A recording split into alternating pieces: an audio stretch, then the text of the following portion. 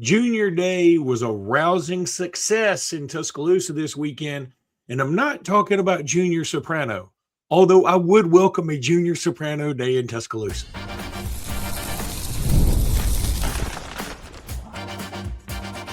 You are Locked On Bama, your daily podcast on the Alabama Crimson Tide, part of the Locked On Podcast Network, your team every day.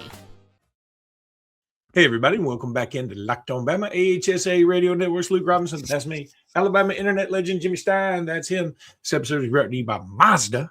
We're going to talk about Mazda in just a little bit. I want to thank you every day for joining every day because you know what? You have helped make Locked On the number one sports podcast network there is. And I don't know what else to say, but thank you. My deepest thanks. And I was going to say condolences. I don't know who died. Junior Soprano died. Boy, if by the way, Junior Soprano Day would be so much fun if like everybody just had to be bald, old, and cantankerous and Italian for a day. That'd be great. Junior Day was a success in Tuscaloosa. Steve Wiltfong has Fong bombed at how successful it was. He didn't friend of the show. Friend of the show. Boy, he is a friend of the show. He was on the show one time. We're going to do that again. Look, if you're on the show one time, you're a friend of the show. Yeah. We put that notch in our bedpost, I promise you, whether you want us to or not. But it seems like Alabama, I mean, look, in fact, this is the opening line. I was reading about this earlier this morning. This is the opening line from what Steve Wiltfong wrote about today.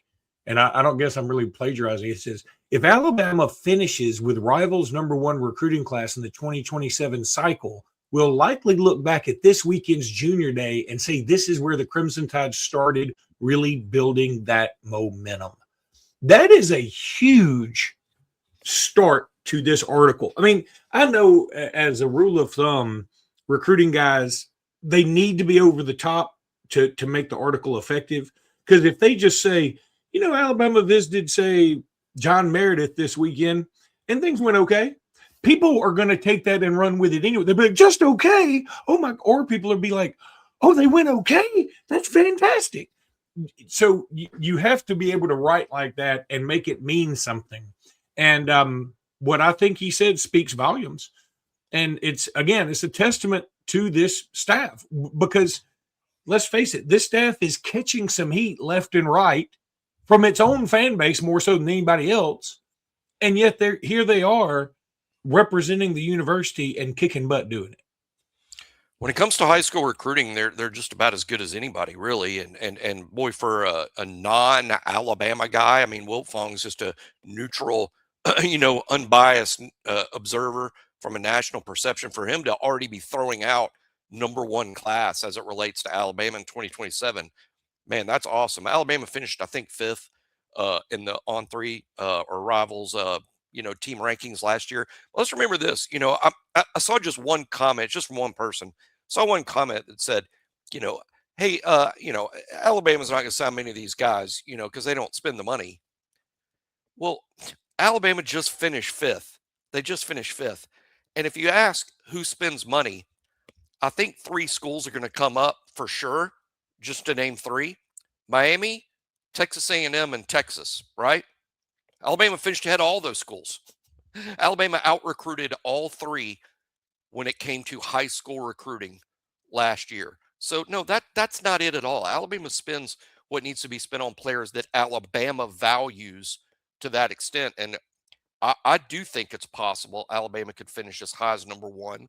I think anything in the top five is just freaking elite and outstanding. And, it seemed like they really hit a home run this weekend. We didn't expect commitments from the best of the best players in the world this weekend. That was expecting too much. But the quotes were over the top. Always know the quotes. You always hear so-and-so had a good visit. Of course they had a good visit. I'd have a good visit to Iowa State. I mean, that'd be fun, right? I mean, they all have good visits. But what I look for in the quotes, Luke, is remarks that go above and beyond what you'd expect them to say. What's above and beyond what you would expect them to say. And I saw that across the board. Kids seem to have a great time. I love the photo that's out there for you guys to track it down. Somebody else owns the photo, so you have to track it down. But there's a cool photo of Monshun sales with the whole, basically the whole quarterback room: Austin Mack, Keelan Russell, and Jet Tamala. More on Keelan Russell and Austin Mack later in the show. Oh, you're on mute. You're on mute. You're on mute. I know. I was trying to get there. I was looking at something and I was going to talk about it. Oh my God. And then it makes it worse because you think I don't know about it, and you're like, you're on mute. You're on mute. I'm like, I know. I'm trying to get you mean to. All right. But there, Alabama continues to impress number one quarterback in Elijah Haven. This is a guy from Baton Rouge, but his father, Kwame, said it was just a great visit. We got to spend a lot of time with Coach Ellis and get to know him better. They did a great job of answering all our questions and showing us everything we wanted to see, from the business school to athletic housing. And I mean, you can't ask for, again, a lot more rave reviews than that. And I'm not saying they're going to end up with Elijah Haven. I believe they will. I'm not saying they're going to definitely get Monshun sales. I definitely think they will, though. I believe they will. So you're putting it in. You're submitting your RPM. I'm RPMing right here on this show, this completely unbiased Locked on Bama show, that we get both those guys. But there's some other. Trent Seaborn was there, and he talked about how wonderfully everything went. Junior James and Junior on Junior Day with Junior Soprano references. Can't get any better than that. From Thompson. He was there. He had a great time. Jaden Upshaw, no relation to Courtney Upshaw that I can tell. I don't think so. He is from Georgia. Yeah. But he's a wide receiver that apparently had a great visit. Mitchell Turner from defensive lineman from one of my favorites from Louisville, Mississippi. Mitchell Turner is one of my favorites in this group. He's not ranked too high yet, but no one. Do you say Louisville or Louisville, Mississippi? I know it's Louisville. I know it is. So it is Louisville with them. It's Louisville, Mississippi. Yeah, I got my wife's extended families from there. I guess, is it Joakim Gouda, the linebacker from Douglasville, Georgia? I knew Louisville, Mississippi, but I don't know about that one. Okay, but it's Joakim, and then Gouda, Gouda. I mean, Gouda, I get. It's the Joakim I got. I'm not even really sure about Monshun sales just yet. Although I hope that's one that I really need to know and get to know. I hope so. That kid looks like $1 million just on the hoof. Well, and I've seen the tape. The tape is jaw dropping. Yeah, he's incredible, and his nickname is Bama. I mean, that doesn't hurt. No, and I agree. He's not Bama because he hates Bama so much. I'm not ready to submit my RPMs just yet, but I am optimistic on both sales and Haven, like you, and probably better shape on Haven. Although I think sales, I think it's fair to say Alabama leads. Man, it would be a big deal. Sign the number one quarterback and the number one receiver in the same class when one is from Baton Rouge and the other is from Indianapolis. That's crazy. Wow. Mm-hmm. That's wild. Now, I'll say this, and again, I want to know how many people out there feel the same way. That when I look, I think Alabama's got the leg up on both these guys. But if you ask me who do you think is more likely, I would say Elijah Haven. And then somebody go, well, that's weird. You just talked about how Sales' nickname is Bama and he loves Bama, and Haven probably. My guess is Haven was so good, so young, he very wisely just didn't have a team. He just followed whoever and is like, I'm going to go somewhere that's going to develop me the most. But wide receivers, in my opinion, tend to be more lured by money and flashy things. And maybe Haven is like, I want to go wherever. Yeah, I want to get paid. I'm not going anywhere for free. But if Alabama offers me $500,000 less than school X, but I feel like that's where I'll go the best be developed, I'm going there. Because in my grand scheme of things, $500,000 is a lot of money. Me speaking as Elijah Haven. But wide receivers, it feels like, they could turn on you in a second if they want to. And I'm not trying to say bad things about wide receivers. I'm just saying, they like bright, shiny things, and I don't blame them. That's typical of a lot of wide receivers for sure. Now Monshun is originally from Alabama, so I think his nickname is probably being from Alabama and an Alabama fan. I'm not sure which one it comes from. I think he grew up in Birmingham when he was very small.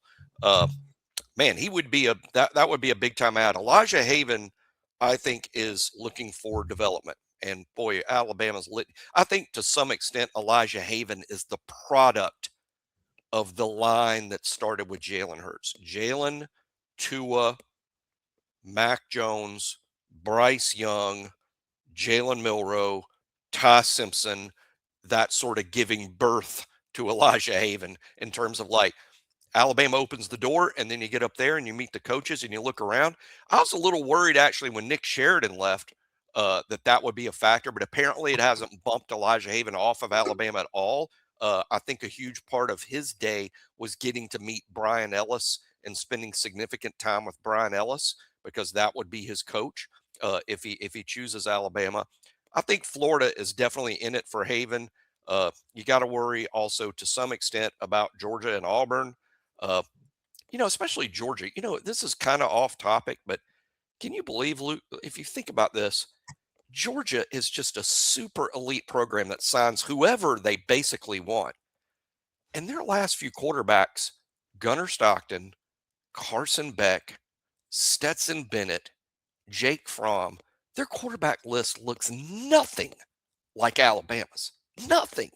But yet they have tremendous success. And I'm not knocking. I was going to say they've actually had more success than us. Yeah.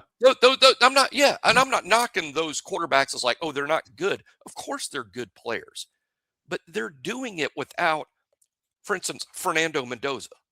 They haven't had a Fernando Mendoza. No. They haven't had that. Indiana's got that, but they haven't had that. They haven't had Bryce Young. They haven't even had Tua.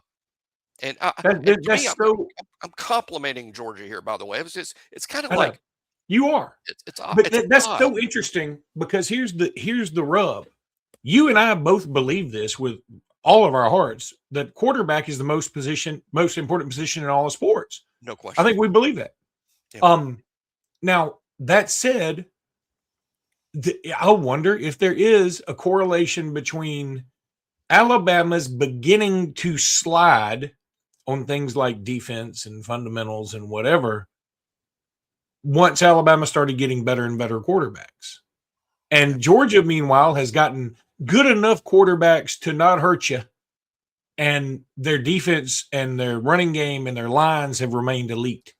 Whereas ours probably haven't. And ours have compared to, Auburn's, ours have been 100%. But I'm saying ours compared to the standard we set for ourselves. And I'm wondering if we depended too much on just, hey, let's get a badass quarterback and watch the rough end drag. And that rough end is dragging a little bit. I think Alabama's just done an excellent job evaluating quarterbacks. Maybe Alabama has out-evaluated Georgia quarterback. But also wonder this, kind of answering that question or similar. I wonder if two teams with competing NFL draft philosophies, one team says, we're going to take the best quarterback in the first round every year, the shiniest, most awesomest looking quarterback. We're going to draft him. And another team says, well, while you're doing that, we're going to draft the best player we can find at the line of scrimmage. Offensive line, defensive line, a player at the line of scrimmage, we're taking the best one. Then fast forward 5, 6, 7 years and see who the best team is. It's probably the team that's drafting at the line of scrimmage, and it might be why Georgia's having more success than Alabama. They've just been better up front. Very fair. We're going to talk a little Mazda, and I'm not even going to put that video up, even though this is the only advertising video that's ever been requested outside of my own Rugiet live reads. And those, y'all can just watch Locked On College. We got Locked On Women's College Basketball, and that's the host, and she does a great job. So y'all watch that. And she is easy on the eyes, and people admit that, and there's nothing wrong with that. I think we need to go back to when you tell somebody they're good looking, that, for a while there, people would be like, yeah, but I bring a lot of other stuff to the table. I'm sort of like George Costanza. I'd rather you not like me and find me good looking than like me and find me ugly. But anyway, Mazda. This is Mazda's moving the game forward for those who show more to the score than what's on the screen. Guys like Charles Bediako. I keep bringing him up because he's the story, man. He's the story in all of it. He is setting the tone for the story of the whole college basketball season. And people like Charles Bediako remind us of what it really takes to raise the bar. And he's doing that. whether you like it or lump it, he is raising the bar and trying to set new standards. It's the extra work off the court, dialing in every detail, giving that extra fire, that grit, that I never quit. We put the same passion into every model over here at Mazda. Highlights make the real. The real doesn't make the highlights. What it took to get there makes it count. There's more to a Mazda because there's more to you as a human being. Jimmy doesn't believe in you. I do. Always, and Bediako does. Always remember that. There are people who are, I hope, like, when they see you, they're like, Jimmy, I made something of myself despite your disbelief. Your lack of faith is disturbing. So to sum up the I was thinking about the article Steve Wiltfong wrote about how well the recruiting weekend went. The whole thing was a fong bomb. The whole article was a fong bomb. It's a fong bomb. But when I read it, it was almost like there wasn't one negative thing in there. And it reminded me of my late grandfather, who I love dearly. I mean, my grandfather and grandmother, especially on my mother's side, I get choked up about them all the time. But he was a man's man and the most Southern gentleman, just a super dude. And I remember him so fondly because we would always go to eat anywhere, wherever we went to eat, wherever it was, if it was McDonald's or a 5-star restaurant or somebody else's house and they couldn't cook, or somebody's house and they could cook, whatever. Every time, somebody would say, try to compliment something. They'd try to find, you'd find, if the dinner sucked, they'd say, man, this cornbread's good. He'd always go, everything's so good. And that's what that article made me think of, just everything was good. Like everybody said everything was good. And it could have been, this is no joke. One time, the lady who would come occasionally on different days and cook for my grandparents, my grandmother, I think, accidentally fried their fried chicken or whatever in pine sol, which was soaking in a pan next to the pan with the grease. And I think my grandfather almost took a bite, or it did take a bite, and was like, this is so good. And my grandmother said, I think I fried this in pine sol. She wanted to get everybody's stomachs pumped, and he's over there going, this is the best meal I ever had. But that was a long time ago. Anyway, he would think grandfather was never the same after that. His breath was fantastic from that point forward. So let's talk about an old name, but a new name for Alabama. This is a name that I remember from the recruiting days. Khalifa Keith played at Parker, went to Tennessee. I remember when he was being recruited, big running back, 6'1", 220. And those stats probably are even a little bit old. I bet he's bigger than that now. 6'1", 235. Yeah. He's listed in the transfer portal rankings as 1,401. I'm not going to sit here and tell you Khalifa Keith is going to even carry the ball one time for Alabama. I'm going to say, though, if you've got a practice squad of dudes like Khalifa Keith, and if he's anything like he was at Parker, I'm for it. I'm for it because he was a monster at Parker. Now, he wasn't Trent Richardson. Again, don't send me over the edge here and tell me I'm going too far. I'm just telling you, he was a super running back at Parker, which is a super program in the state of Alabama. And I'm telling you, I know he went to Tennessee, didn't do much, went to App State, didn't do much. But I'm just telling you, like, as long as he's not running back one, which I don't think he's going to be, I hope he's not, because I think that means a lot of other guys fell on their face. Then I think this is a guy that helps your team. I mean, these are the kind of guys you want on your squad. Well, you have to recruit. You have to fill out your 105-man roster. It's not about just filling the starting lineup. I think there's a knee-jerk reaction to the transfer portal that every kid you're recruiting is supposed to be a difference maker, a starter. That's just not true. You just got to get used to the new rules, the new landscape. You're filling out the 105, literally recruiting scout team players. And this kid, like Luke said, the exciting thing about him, if there's something exciting here, is that you're recruiting someone to be what amounts to RB5, RB6, and help the team practice and scout team and stuff like that. But this kid was a really good player at a nice program in the state of Alabama, signed by Tennessee out of high school as a scholarship player. So there's some talent here and some upside here. But but I think we all know that Alabama returns 2 veteran running backs, Daniel Hill and Kevin Riley. They're going to get a lot of play. Alabama has a talented redshirt freshman in A.K. Deere and a talented true freshman in Xavier Crowell. They're going to get long looks. And then you're also bringing in Trayshawn Brown, who's an interesting second back that they signed in the high school class. Khalifa Keith's going to be behind all those guys, and it would take injuries, I think, for him to be a significant player in the rotation. But for back into the 105, this is great. This is good stuff. Redshirt junior, probably going to stick around for a couple of years. So this is just win-win for Alabama in the new landscape. If you're like, I think they would have been interested in bringing in a running back that would have been RB1, but that would have had to have been a great player. They're not looking for someone to come in and get carries unless you're going to come in and just dramatically change the room like Hollywood Smothers would have, or even Raleek Brown. But absent that guy, you're just building depth for the room, because pretty much every room. Hey, and there could be others coming, by the way, for those that are like, is the transfer portal over? Not in with this description. There could be others heading until the roster is full, because why would you play with less than 105?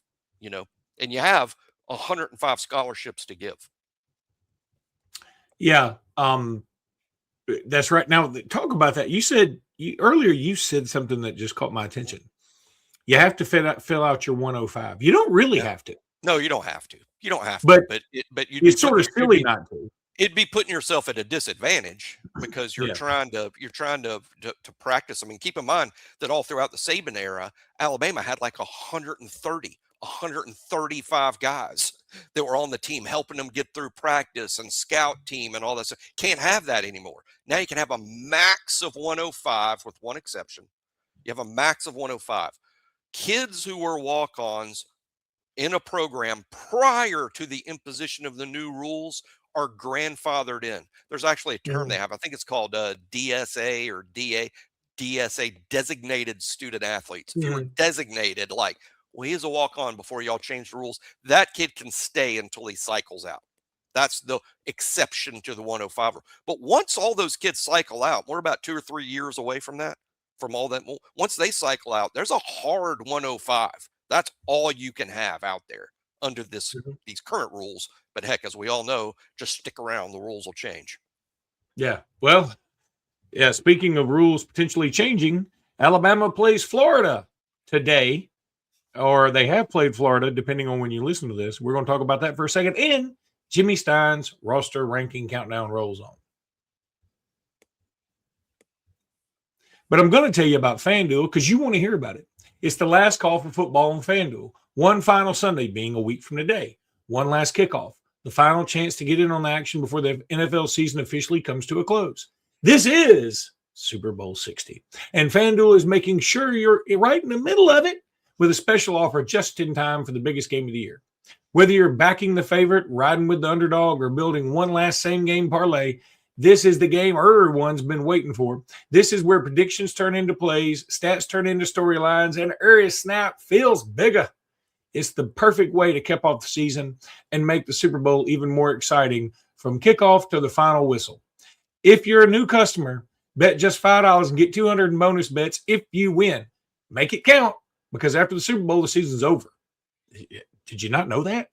Last call for football on FanDuel, an official sports bet partner of Super Bowl 60. Visit FanDuel.com to get started.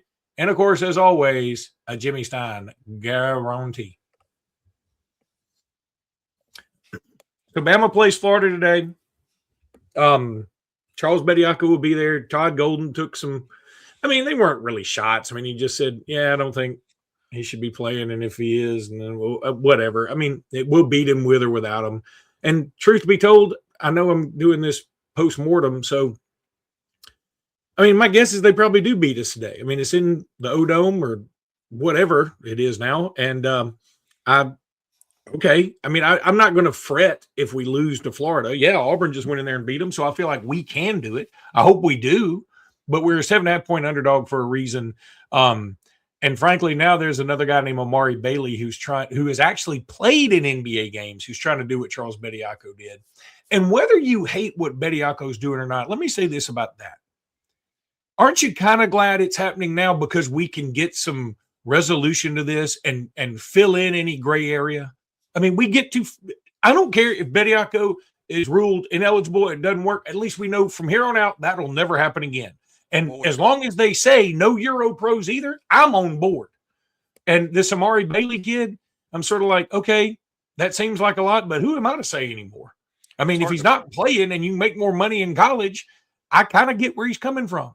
It's hard to say that there's going to be a resolution when I'm not sure who's resolving it, because is it the NCAA or the judges? I mean, if judges are resolving it, that it's just going to go on forever because there's a million different judges in a million different jurisdictions, and it's just going to go on forever until the NCAA is the ultimate say-so, and clearly it's not.